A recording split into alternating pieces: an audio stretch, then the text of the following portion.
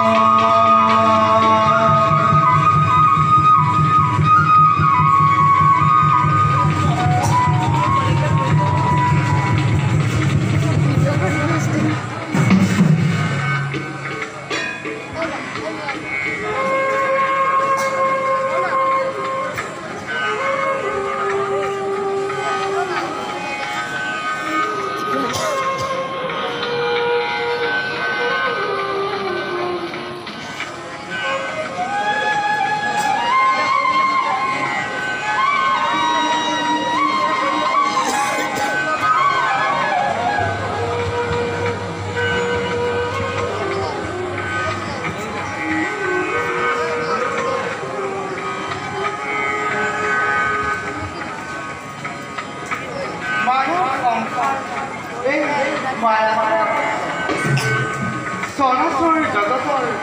চাৰিমুখী জীৱন আমাকে এই কেন্দ্ৰ নিতৌ ঘূৰিব লাগিব। আমি জগতৰ সকলো প্ৰাণীৰ হৃদয়ত বিৰাজমান হৈ কৰ্ম কৰে তাৰ তেনে ফলে ভোগ কৰাই এই জগতৰ দুষ্টসকলক দমন সন্তসকলক উদ্ধাৰ আৰু পালন কৰিবৰ বাবে আমি নানা ৰূপে যুগে যুগে অৱতাৰ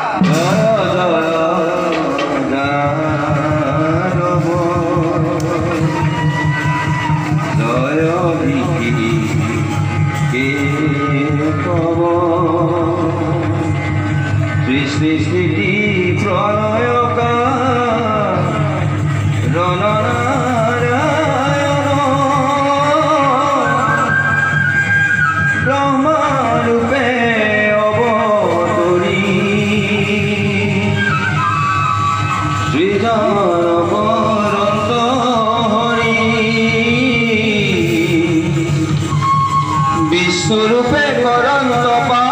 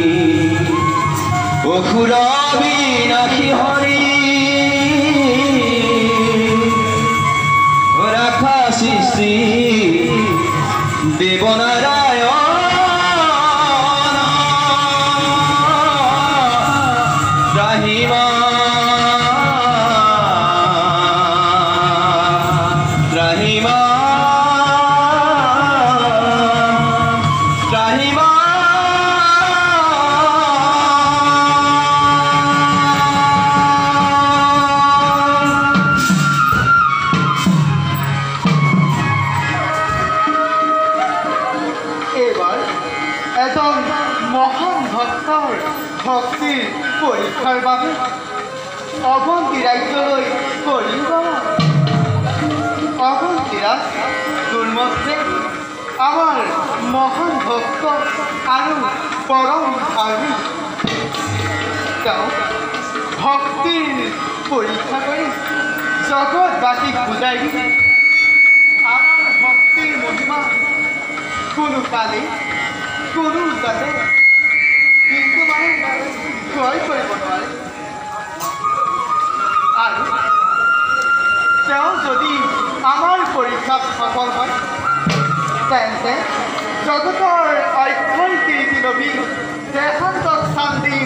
আমাৰ সাহিত্যত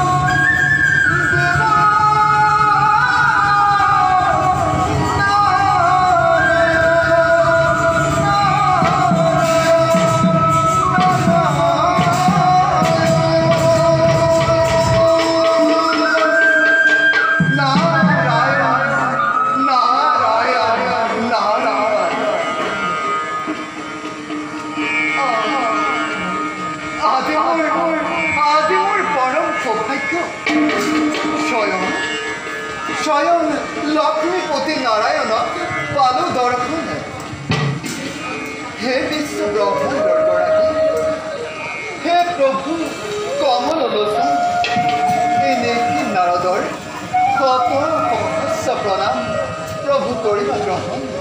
কত সহস্র প্রণাম করিবা গ্রহণ উঠালে বলি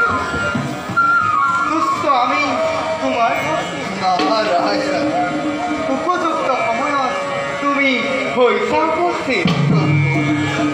দেৱৰীকি প্ৰভু এইবাৰ এজন মহান ভক্তৰ ভক্তিৰ পৰীক্ষাৰ হেতু তোমাক হৈছে মোৰ বৰ অতিকে প্ৰয়োজন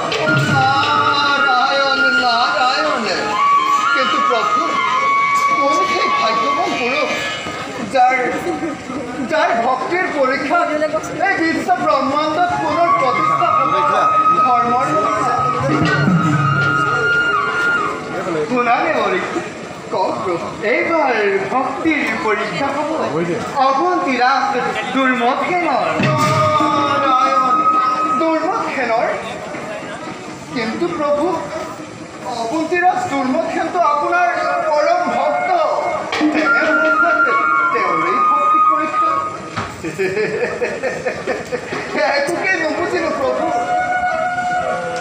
শুনা তেন্তে দেৱৰীকি ভক্তসকলৰ ভক্তিৰ প্ৰচাৰৰ দ্বাৰা জগতত ভক্তৰ মহিমা প্ৰচাৰ কৰাই হ'ল আমাৰ প্ৰধান কৰ্তব্য কিন্তু দেৱৰীকি কিন্তু এইবাৰ অকল দুৰ্মধেনৰ ভক্তি পৰীক্ষাই নহয় তেন্তে আৰু এটি আছে আমাৰ প্ৰধান কৰ্তব্য কিন্তু কি কৰ্তব্য প্ৰভু অশ্বপতি কন্যা সাবিত্ৰীৰ কৰ্তৃত্ব গুণৰ মহিমা জগতত বিস্তাৰ কৰাব লাগিব দেৱৰীকি নাৰায়ণ নাৰায়ণ কিন্তু প্ৰভু আপুনিনো কেনেদৰে ৰজা দুৰ্মধেনৰ ভক্তি পৰীক্ষা আৰু সাবিত্ৰীৰ কৰ্তৃত্ব গুণৰ মহিমা এই জগতত কৰিব প্ৰকাশ শুনা তেন্তে দেৱৰীকি পৰীক্ষাৰ কথা কওক প্ৰভু অৱন্তী ৰাজ্যৰ ৰাজ সিংহাসন সেনাপতি উগ্ৰসেনৰ দ্বাৰা অৱৰোধ কৰি ৰজা ৰাণী পুত্ৰ সহিতে বনলৈ খেদাই বনবাসত অশেষ কষ্ট ভোগ কৰাব লাগিব নাৰায়ণ নাৰায়ণ আনহাতে দেৱৰীকি অশ্বপতি কন্যা সাবিত্ৰীৰ লগত সত্যবানৰ বিবাহ কাৰ্য সম্পূৰ্ণ কৰাব লাগিব দেৱৰীকি কিন্তু দেৱৰীকি কিন্তু কি প্ৰভু বিবাহৰ কাৰ্য এবছৰ নহওঁতে অৰণ্যৰ মাজত সৰ্পদংশনৰ দ্বাৰা সত্যবানক নিধন কৰাব লাগিব দেৱৰীকি আনহাতে অশ্বপতি কন্যা সাবিত্ৰীৰ কৰ্তৃত্ব গুণৰ প্ৰভাৱত ধৰ্মৰাজক পৰাভূত কৰি স্বামীৰ জীৱন সহিতে দুৰ্মধেনৰ হেৰুৱা ৰাজ্য ধন আৰু ঐশ্বৰ্য বিভূতি সকলো ঘূৰাই অনাৰ ব্যৱস্থা কৰাব লাগিব দেৱৰীকি গতিকে দেৱৰীকি এতিয়া তুমি নিজ কৰ্তব্যত সোঁৱাগৈ অগ্ৰসৰ বুজিছোঁ প্ৰভু বুজিছোঁ আপোনাৰ কি বিচিত্ৰ লীলা কোনে পায় তাৰ আদি অন্ত বাৰু প্ৰভু আপোনাৰ লীলাত সদা সমভাগী হৈ ৰ'ব এই নেকিনাৰত প্ৰভু পুনশ্চবাৰ তব চৰণ ধূলিখিৰে লৈ এবে মই মাগিছোঁ বিদায় ঈশ্বৰ